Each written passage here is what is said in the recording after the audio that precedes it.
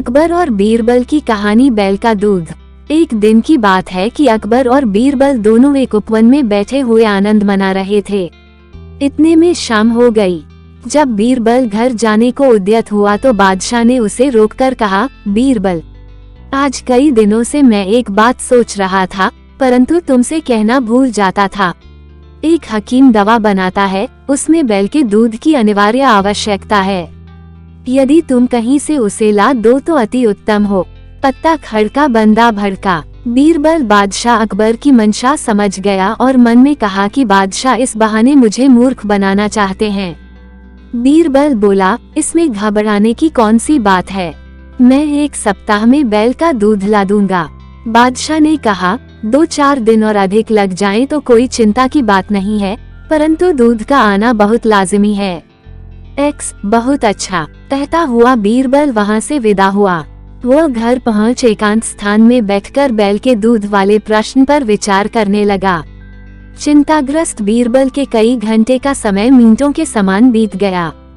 जब भोजन करने का समय हुआ तो नियमानुसार उसकी लड़की बुलाने आई। वो अपने पिता का चेहरा उतरा और विचार मग्न देखकर ठिठक गई।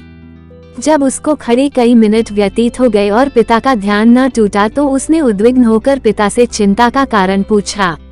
यद्यपि यह बीरबल की बड़ी लड़की थी और वह इसकी बुद्धिमत्ता की कई बार परीक्षा भी ले चुका था, फिर भी ऐसे गूढ़ विषय में उसे सफलता मिलेगी ऐसी आशा स्वप्न में भी न थी।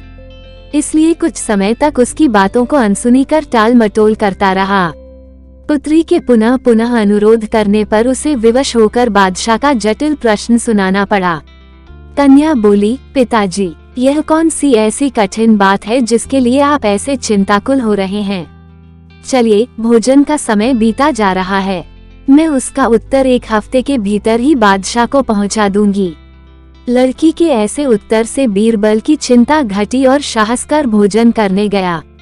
इस प्रकार जब 2 दिन व्यतीत हो गए तो बीरबल की लड़की ने एक नई तरकीब निकाली। वह ढूंढकर बहुतेरे पुराने वस्त्रों को घर से बाहर निकाल लाए और उनका एक गट्ठर तैयार किया। जब आधी रात का समय हुआ तो उस गट्ठर को सिर पर लादकर नदी तट पर जा पहुंची और छियो छियो कर वस्त्र पछारने लगी। बादशाह का महल ठीक नदी तट पर बना हुआ था। अर्धरात्रि के समय नींद के प्रथम प्रहर में जब कपड़ा धोने की आवाज बादशाह के कान में पड़ी तो उसकी निद्रा भंग हो गई और पहरे वाले संतरी को पुकार कर बोला, देखो, इतनी रात्रि में कौन धोबी कपड़ा छांट रहा है, उसे तुरंत पकड़कर मेरे पास लाओ।